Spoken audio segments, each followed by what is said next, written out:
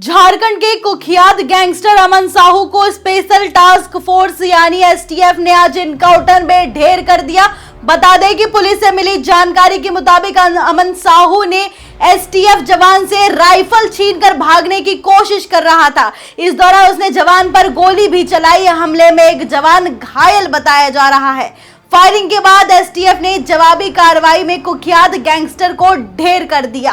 तो कौन है ये कुख्यात गैंगस्टर अमन साहू, क्या है इसका इतिहास, इसकी पूरी ज्यादा जानकारी देंगे हमारे सहयोगी नीरज जी। मुस्कान, जिस शख्स के बारे में आप बात कर रहे हैं वो कुख्यात क्रिमिनल था। अमन साहू पर एक दो नहीं 100 से ज़्यादा केस दर्ज थे। और रही बात इसके एनकाउंटर की, तो बेसिकली क्या हुआ कि छत्तीसगढ़ के रायपुर जेल में अमन साहू बंद था।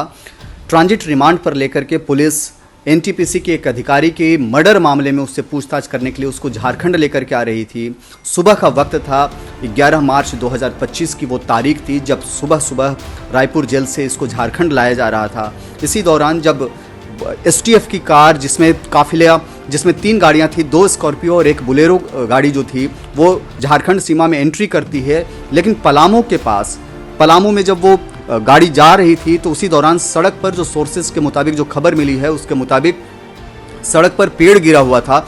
उसी पेड़ गिरे हुए के चक्कर में इसको गाड़ी रुकती है वहां पर, और फिर अचानक से बीच वाली जो स्कॉर्पियो जिसमें अमन साहू बैठा हुआ था उसमें हलचल तेज होती है। पता चलता है कि अमन साहू एसटीएफ के एक जो कांस्टेबल थे उसके इंसास राइफल को छीन करके भागने की कोशिश करता है, जंगल की तरफ भागता है।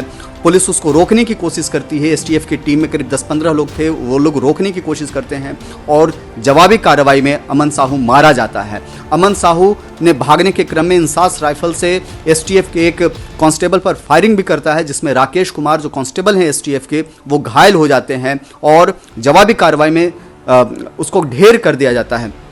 अमन साहू झारखंड और छत्तीसगढ़ के लिए बड़ा सिरदर्द था। आपको बताएं कि अकेले झारखंड में ही उस पर 100 से ज़्यादा मामले दर्ज थे। अमन साहू कुख्यात क्रिमिनल था और उससे भी बड़ी बात कि बेहद कम उम्र में वो बड़ा गैंग चला रहा था।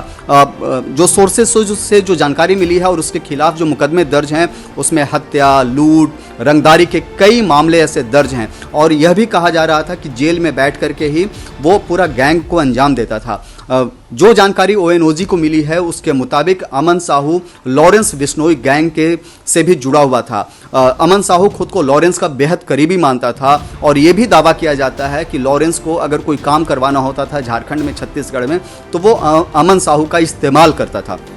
आप समझिए कि बेहद कम उम्र में इतना बड़ा नेटवर्क बनाना यह आसान चीज़ नहीं है। जेल में बैठ करके रंगदारी, लूट और हत्या की वारदात को अंजाम दिलवाता था, भाड़े पर शूटर्स को बुलाता था और उसके बाद इस तरह की वारदात को वो अंजाम देता था। आप अंदाज़ा लगा सकते हैं कि किस तरह से अमन साहू ने इस तरह इतना बड़ा नेटवर्क बनाया। लेकिन आज अमन साहू को मार गिराया गया और अमन साहू के ढेर होने के बाद यह भी माना जा रहा है उस इलाके में बहुत हद तक शांति फैलेगी, क्योंकि अमन साहू एक बड़ा नेटवर्क का किंगपिन बना हुआ था। उसके खिलाफ मुकदमे तो दर्ज थे ही, साथ से साथ कई तरह के आपराधिक वारदात को वो अंजाम देता था। आपको बता दें कि अमन साहू ने विधानसभा चुनाव लड़ने की भी कोशिश की थी, लेकिन चूंकि उसे छत्तीसगढ़ हाईकोर्ट से वो ऑर्डर नहीं मिला, जिसके कारण से वो विधानसभा चुनाव नहीं लड़ पाया था। माना यह जाता है कि अमन साहू के पास करोड़ों रुपए हैं जो उसने हत्या, रंगदारी और लूट के बदौलत बनाए हैं। फिलहाल मामले की जांच जारी है। पता किया जा रहा है कि और अमन साहू को